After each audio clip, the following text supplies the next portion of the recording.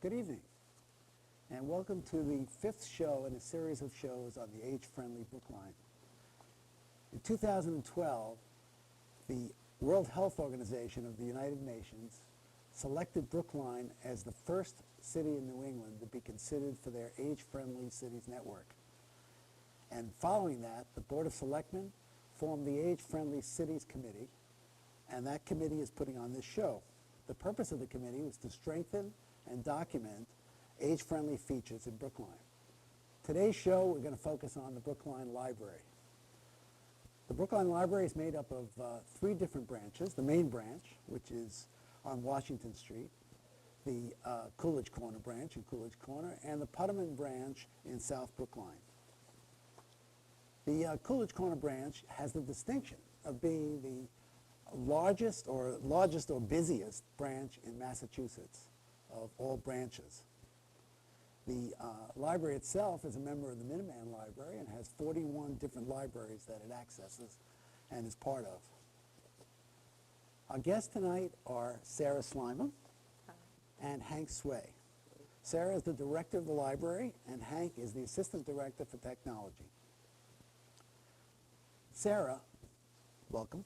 Sarah was selected as the director of the Brookline Library after an extensive competitive search in 2014. She's a dynamic leader. She has vision, and I've heard it, and determination for the future of the library. Sarah spent a number of years increasing in responsibility in the Boston Public Library. She was an assistant director of the Thayer Public Library in Randolph, in Braintree, sorry. That's okay. And the director of the Turner Free Library in Randolph for 4 years before joining the Brookline Library. Sarah got her bachelor's at the UMass Amherst and a master's in library science from Rutgers University. Thank you. Welcome, Sarah. Thanks. Hank is a bachelor's, got his bachelor's from Boston University, a master's in library information science from Simmons, and Hank has been charged with upgrading the library IT infrastructure. Welcome, Hank.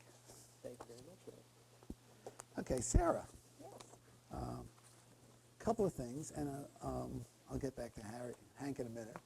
But I've heard in the past, and that's one of the reasons I couldn't wait for you to get on the program, I've heard you describe your vision for the library and what the library is in Brookline, how it integrates with the rest of Brookline, and how it incorporates all of the Brookline people. Can you give us a little background on that? One of the reasons I became a public librarian is because I believe firmly in the ideal of equal access to all. And Brookline has always struck me as a town that values that, providing opportunity to everyone at the same level. So having a town that works hand in hand with the ideals of librarianship was very attractive to me. Has beautiful facilities and a lot to work with as far as innovating and moving library into the future of libraries. So. Yeah, I will tell you, I've been touring your library.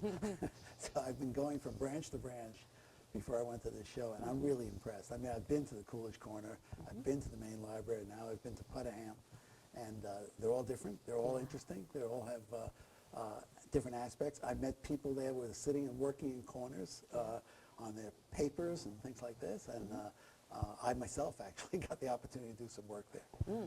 Great. So I've been impressed.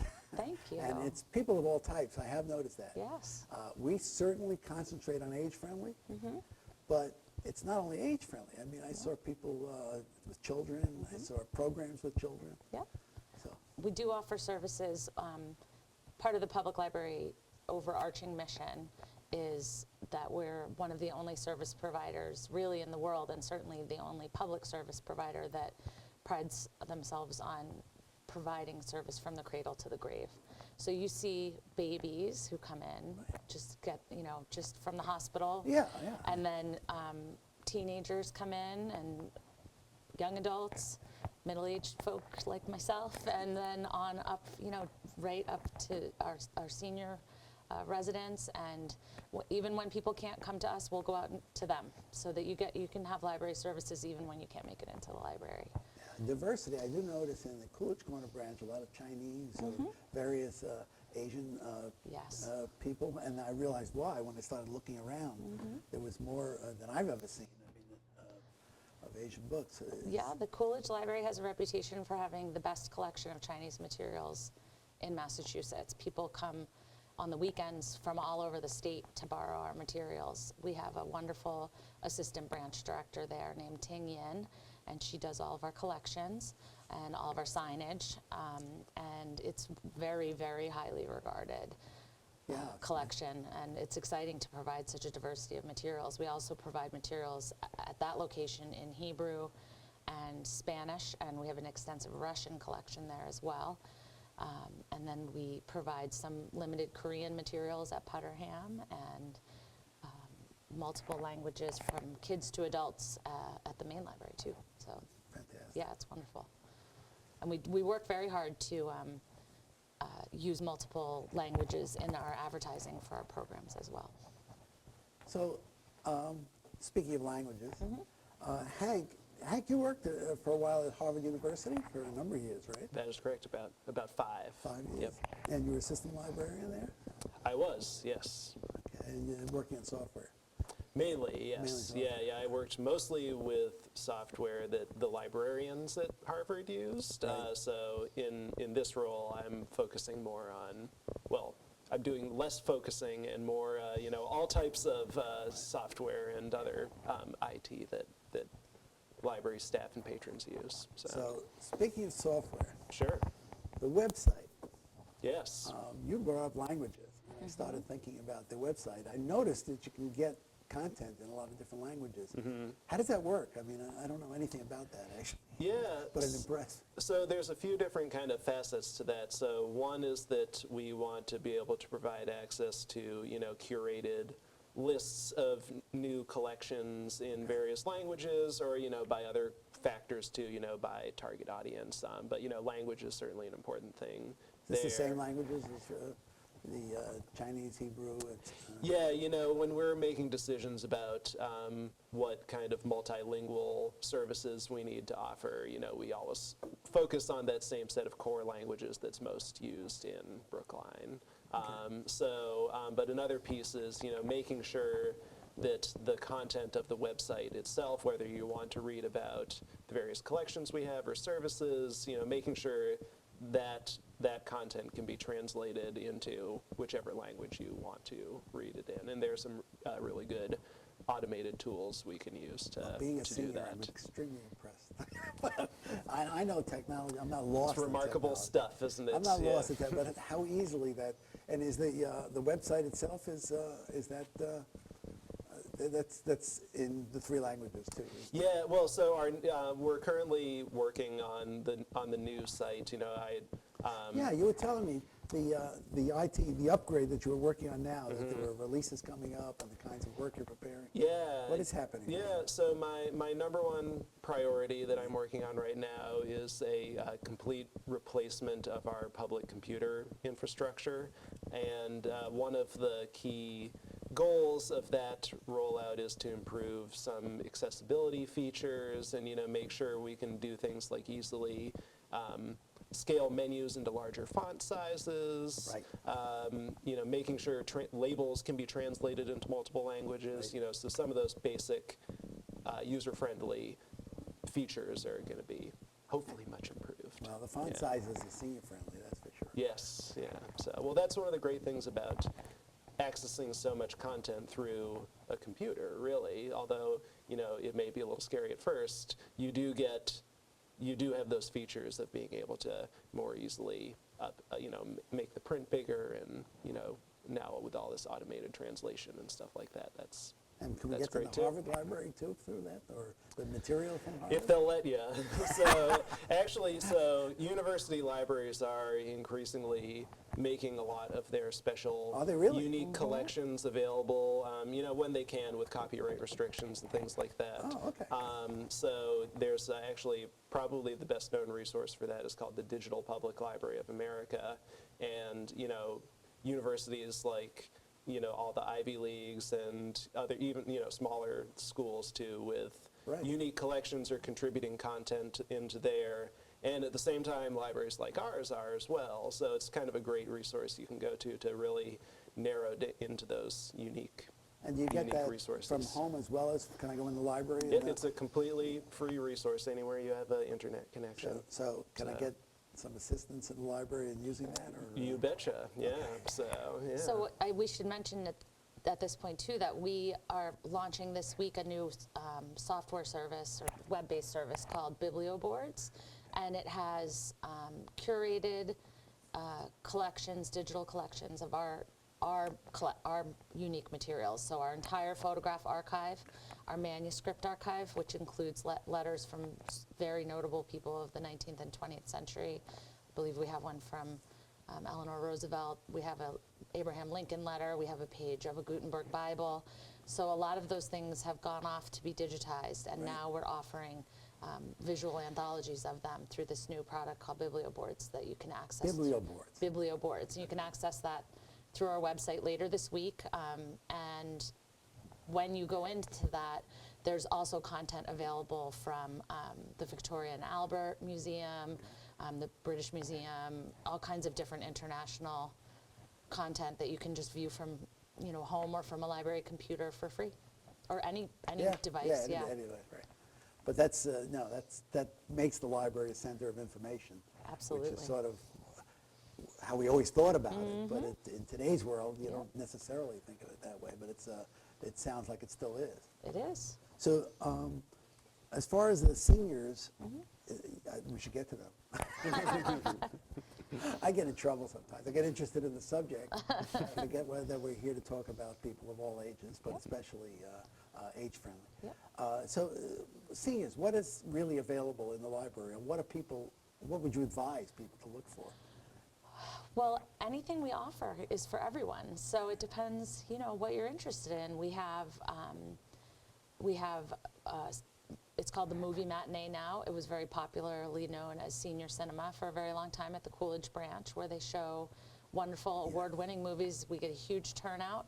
We have concerts, I think almost every Sunday at Maine, free. Everything at the library is free. We just started an Italian conversation group, so if you speak Italian, it's your native language, really? or if it's just recreational or you want to learn, you can drop into our Italian conversation group. We have a social hour at the Putterham branch specifically for seniors, and I believe they watch movies there sometimes too.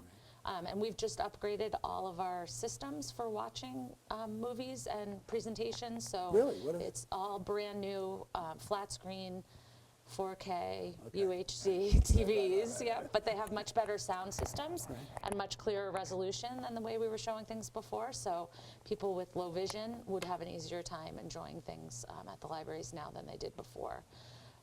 And then one thing that's a little bit of a pet project of mine that I wanted to bring to everyone's attention, I know not all seniors read large print books.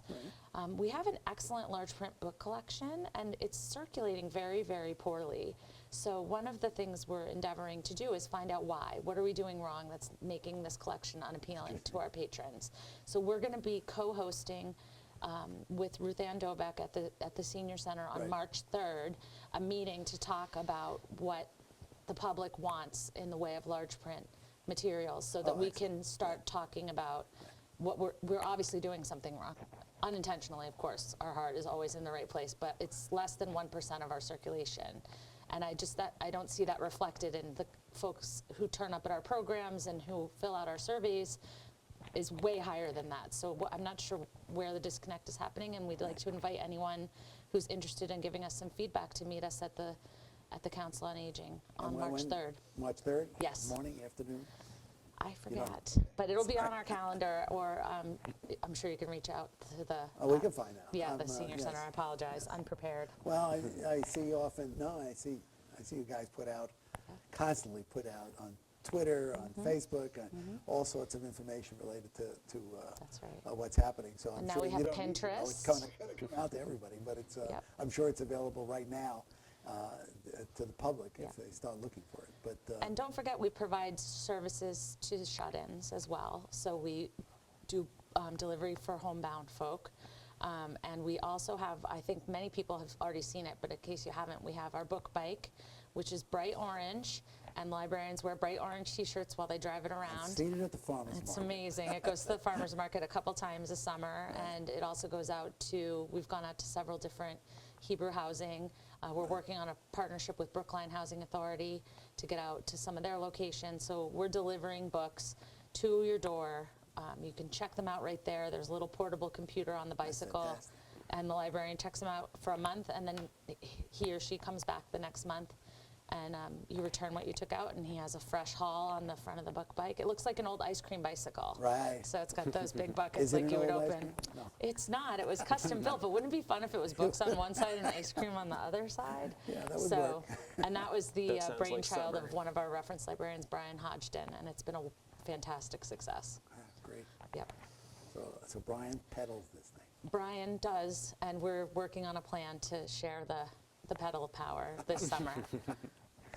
That's great. Yes. That's really great. So tell me, the delivering to separately is the Yeah. question of delivering books when people order them. Is that right? How does that work? You call the main library and speak to the circulation desk, and Okay. we sort of put you on a list. of needed delivery. Yeah, and then we set up a time and day that would be good for you. Right. And then a librarian drops by with the books, and Great. yeah, No drones, right, Hank? not yet. Not yet. Next up, yes, Next us and Amazon.com. Yeah. Right. Yeah, You have to. I so- guess you have to coordinate air flight. Yeah, Flight modes. true, true. So, Yeah.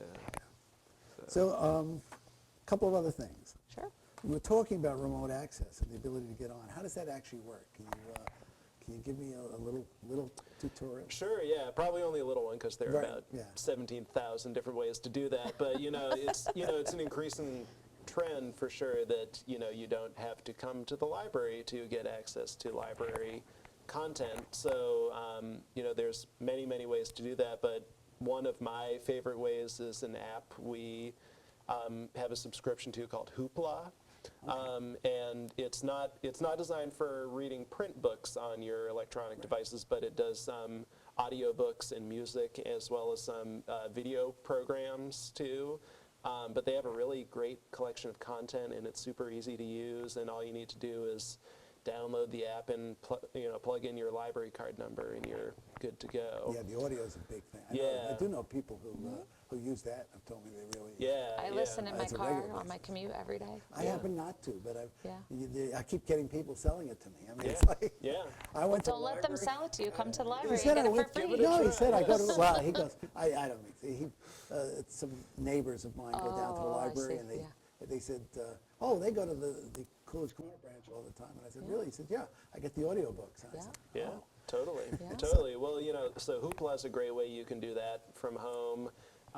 We also recently got a subscription to nytimes.com through the library, which Really? is a really great resource. So you may have noticed They usually within the charge. past couple of years, you are limited to 10 articles That's right. per month per computer. I've run through that. Yeah, unless you pay the. I pay. I have yeah. a subscription. Yeah, But, so. it So- startles me when I see that because I say, wait a minute.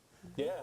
You still get this in the library, and what can look at the time? Yeah. Well, now you can still come in and look Well, at it yeah. in the paper form, but now you can get unlimited access, just like your subscription, for free through the library with your library I card. mean, this is the winter.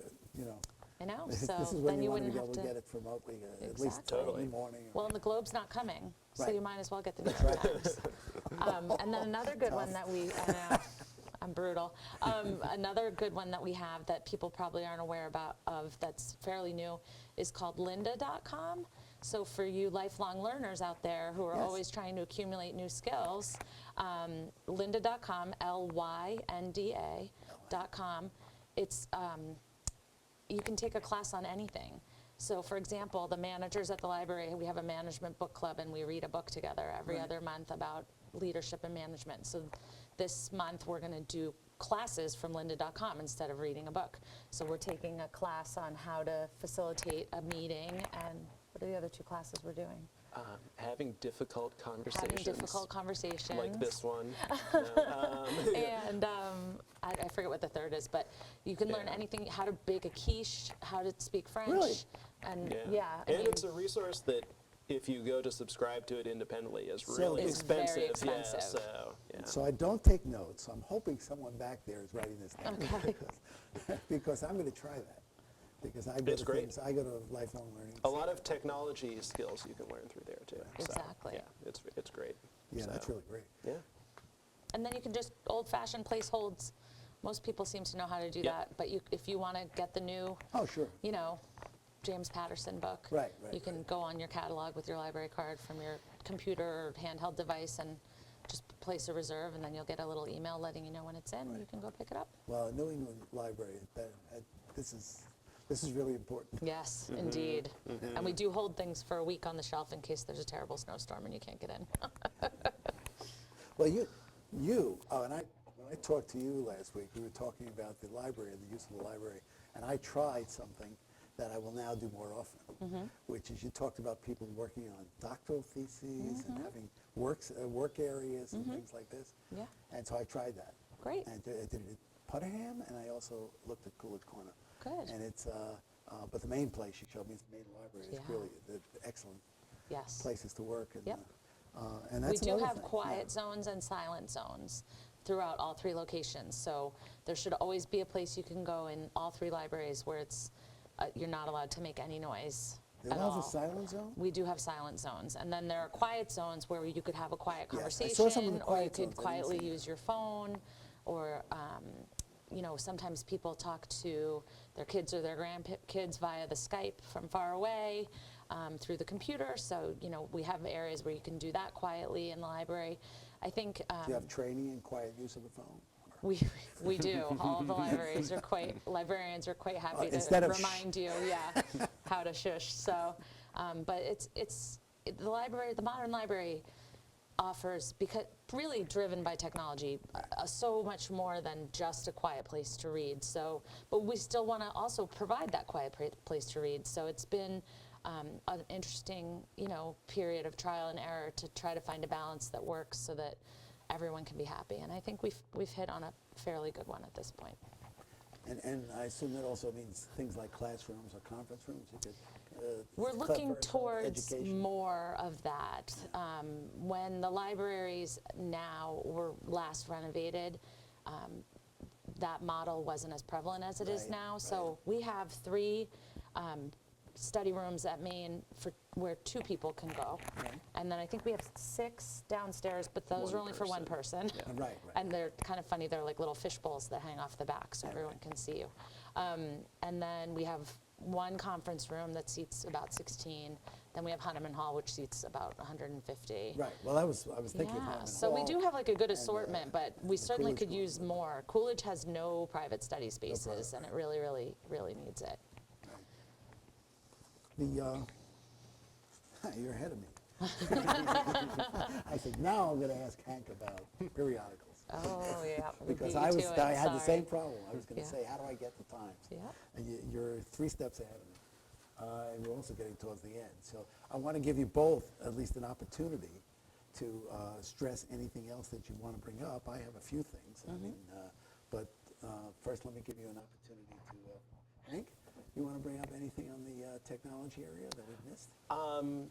Sure, you know, I do think that I covered most of the big things. You know, the projects I'd say I'm most excited about right now are, you know, overhauling our public computer infrastructure, which is going to start next week. I'm very excited that's finally happening. And we're really getting going on this process of making our website more user-friendly for users of all ages. So I think that I'm really excited to get going on that too. Yeah, that's great. So, yeah. So the biggest project on my plate right now, many people have probably heard already about the possibility of a renovated or new Coolidge Corner library. So I'm working quite hard on that. We've already held a series of 10 meetings over the last year. We've worked through a building program and a feasibility study, and we're moving forward with a number of different possibilities, and we're kind of at a point now where we would still love to hear from people if they have feedback about it. We do have on our webpage, we have all the plans that have been presented by Schwartz Silver Architects. Great.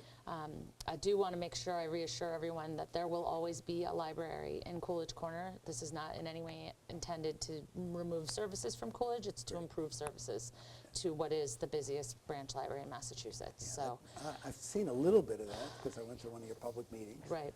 And it was very exciting, I mean, frankly. But Yes, it is very exciting. I was, even the all the various possibilities are really exciting. Well, so if people are interested, they should absolutely go on our website. There's a little icon at the top right hand of the screen that says Coolidge Corner Building Project. Okay. You can click on that and find all the information, including an email address where you could send us your feedback. And, you know, there'll be lots more news to come about that. The other big thing that's on my plate right now is we are going to be writing our strategic plan, so the library's long-range plan.